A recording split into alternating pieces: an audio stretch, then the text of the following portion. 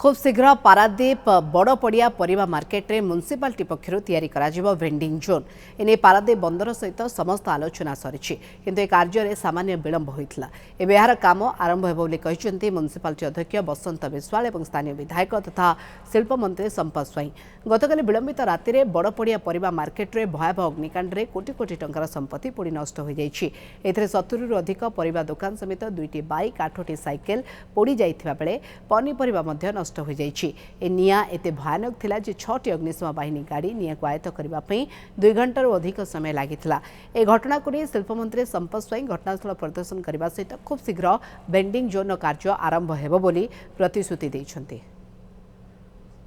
Paradip market रे व्यवसाय करुथिबा जो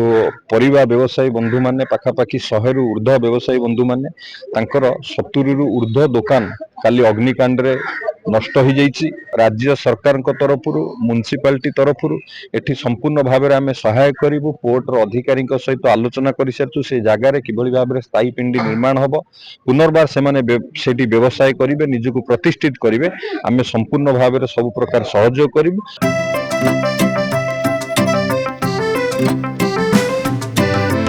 PSG चाहता है चलो कुछ ऐसा करेंगे, देश की शान है हम संदार रहेंगे,